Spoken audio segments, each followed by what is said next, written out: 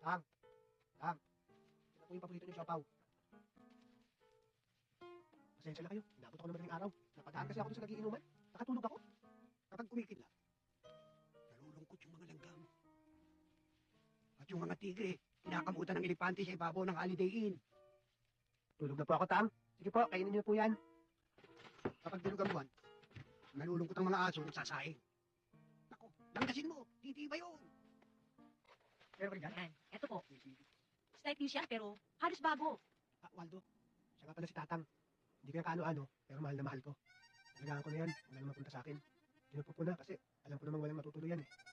Siya lang ang taong nakapagpasaya sa akin. Di po ba, Tatang, sa bawat patak ng ulan, tumutubo ang buhangin.